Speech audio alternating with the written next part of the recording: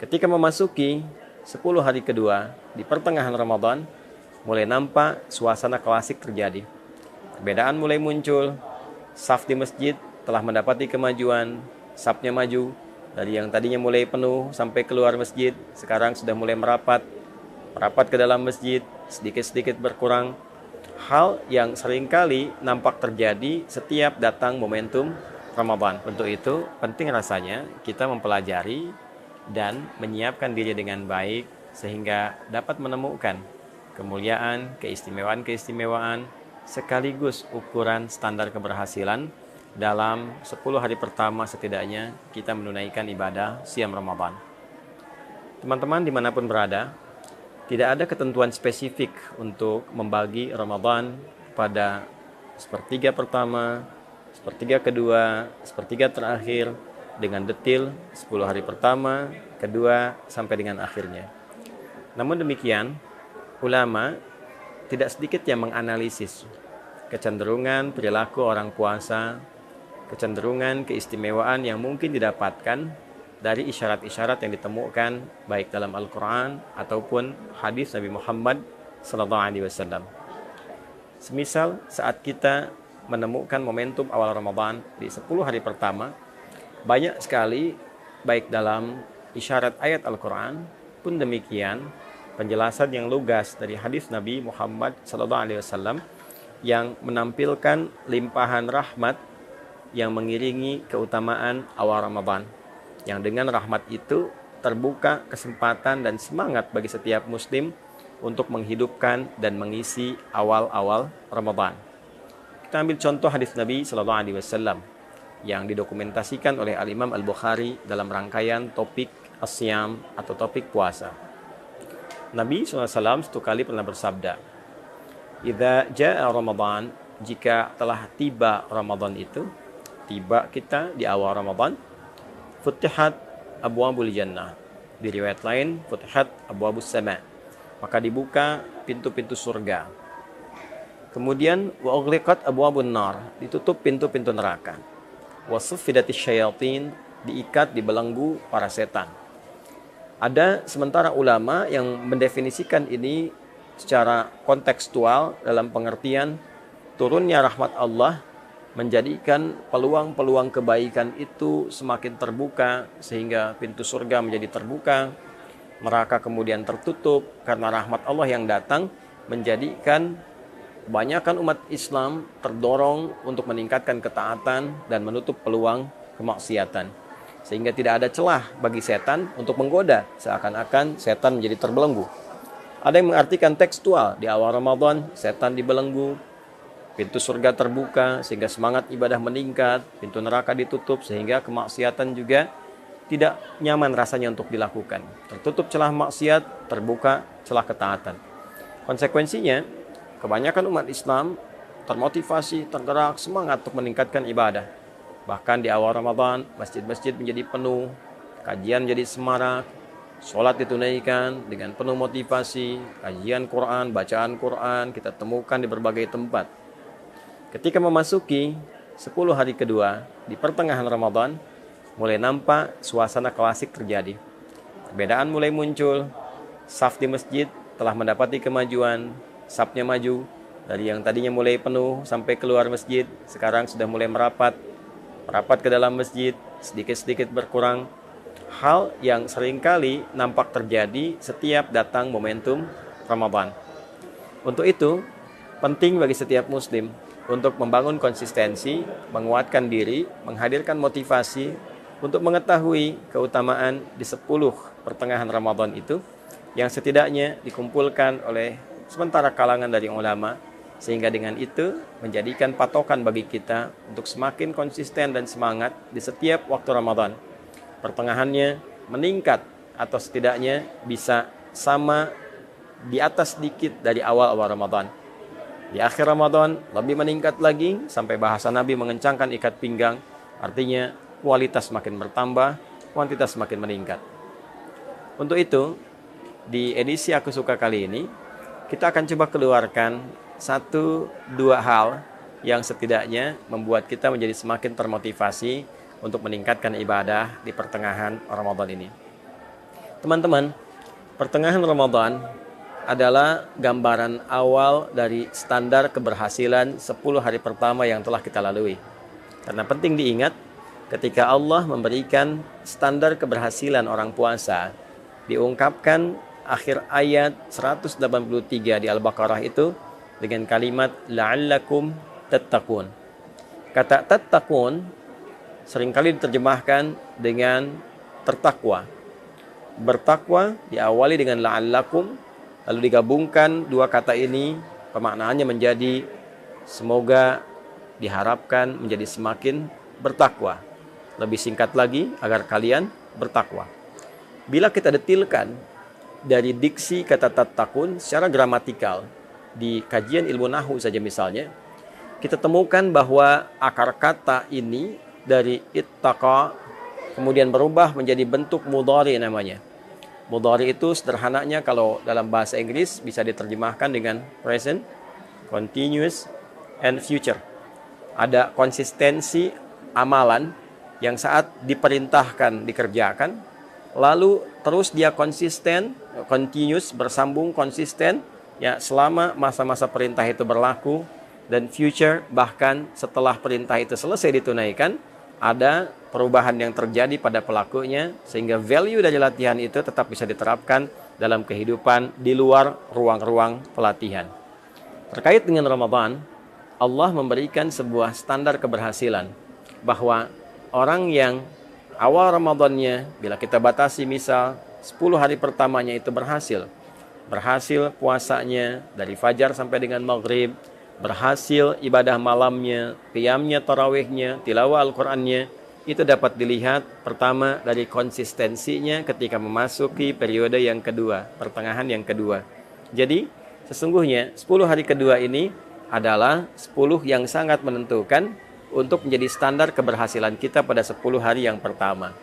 Jika terjadi misal dan kita berlindung kepada Allah dari kondisi demikian, 10 hari kedua ini justru menurun misalnya, tarawihnya jadi kurang semangat, bacaan Qur'annya menurun misalnya, kemudian yang tadinya ke masjid berjamaah untuk menunaikan ibadah yang 5 waktu, sekarang mulai terasa agak datang sifat malas, kembali ke standar awal.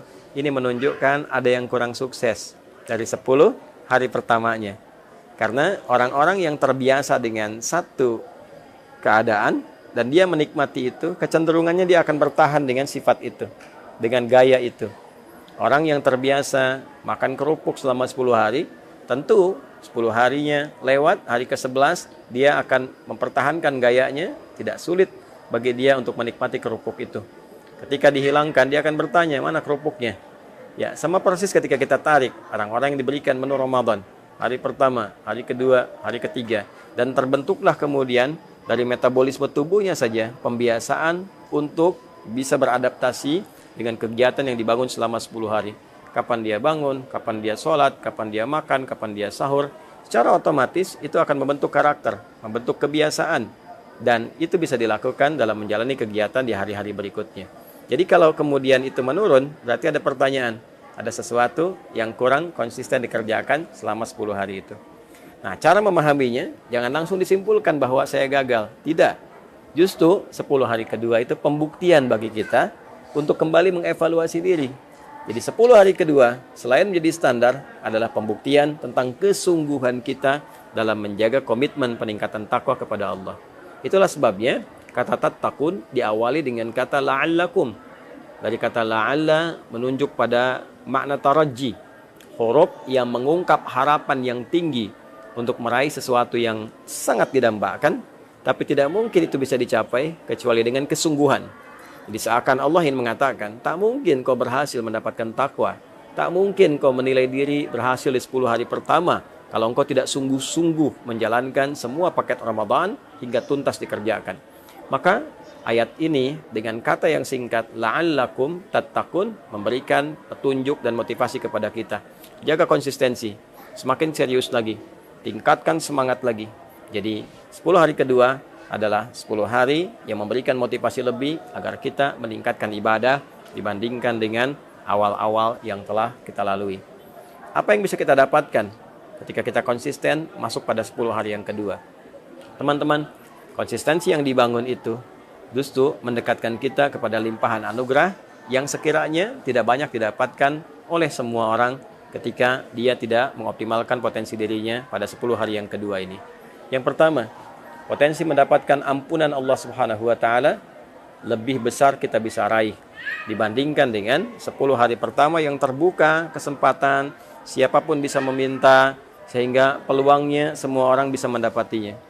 Tapi ketika memasuki 10 hari yang kedua, saat sementara orang mulai lemah, mulai menipis, mulai kepentingan dunia terasa kembali dan kita semakin fokus, maka apa yang kita hasilkan dari 10 hari yang pertama, energinya kemudian terkumpul sehingga kekuatan itu terpadu dan terfokus untuk mendapatkan limpahan karunia Allah berupa ampunan yang terbentang sangat luas siang dan malamnya seperti Allah bentangkan pada kesempatan 10 hari yang pertama.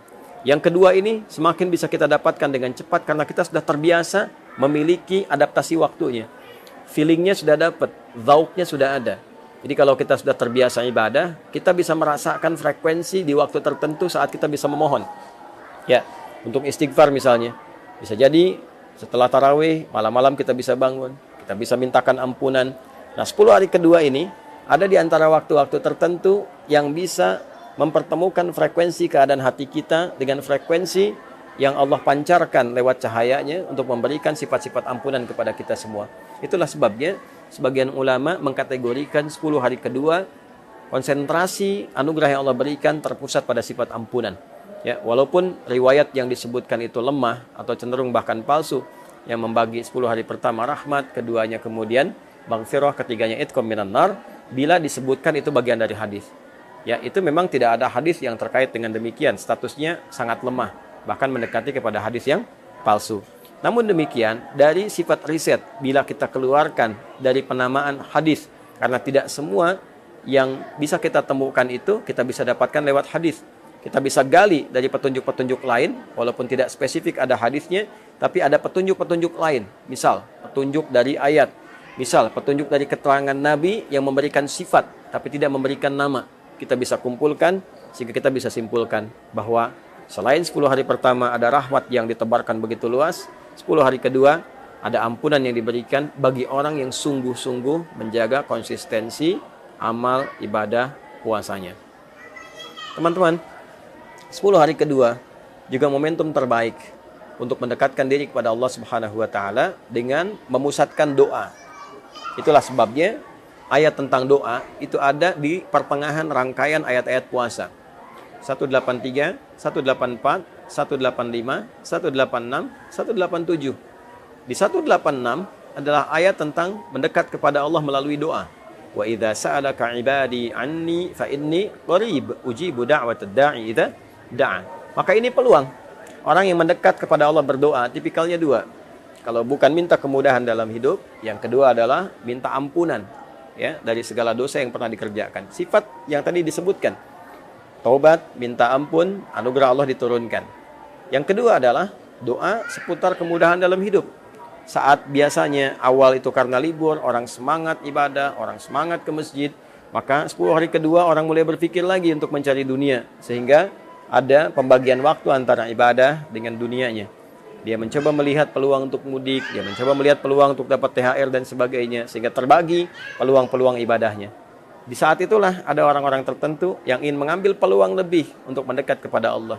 Dia gunakan energinya, hasil dari kumpulan 10 hari pertama. Untuk minta kepada Allah, minta kemudahan hidup, minta kemudahan rumah tangga, kemudahan di pekerjaan, kemudahan saat sakaratul maut, kemudahan di alam kubur, kemudahan saat hisab. Dia mohonkan dengan energi itu saat orang lain mulai membagi konsentrasinya. Maka di saat itulah perhatian dan jawaban dari Allah semakin mudah menemukan frekuensi terhadap hambanya untuk dipancarkan dan dalam bahasa singkat mudah untuk dijawab. Jadi 10 hari kedua adalah standar dari keberhasilan 10 hari pertama. 10 hari kedua adalah motivasi untuk meningkatkan ketakwaan dan menjaga konsistensinya. 10 hari kedua adalah bagian pusat dari ampunan Allah bertambah peluangnya untuk diberikan. 10 hari kedua adalah peningkatan peluang untuk terkabulnya doa dari apa yang kita panjatkan kepada Allah Subhanahu wa taala. Untuk itu, teman-teman sekalian, mari kita terus meningkatkan amal ibadah kita, harapan-harapan kita taubat kita kepada Allah, dan doa kita yang kita mintakan untuk kebaikan hidup, baik untuk pribadi, keluarga, kerabat, masyarakat, juga bangsa dan negara yang kita cintai ini. Semoga apa yang disampaikan dalam edisi ini membuat kita semakin konsisten dalam ibadah dan menemukan berbagai keistimewaan yang Allah bentangkan secara spesifik untuk kita pribadi sesuai dengan frekuensi ibadah yang kita kerjakan. Adi Hidayat dari Mira untuk kita semua memohon kepada Allah segala kebaikan yang mungkin kita dapati. Allahumma rabbana atina fid dunya hasanah wa fil akhirati hasanah wa qina adzabannar warzuqna ni'matal istiqamati fil ibadah ya arhamar rahimin. Wa sallallahu ala sayyidina Muhammadin wa ala alihi wa sahbihi ajma'in. Wa akhiru da'wana alhamdulillahi rabbil alamin. Assalamualaikum warahmatullahi wabarakatuh.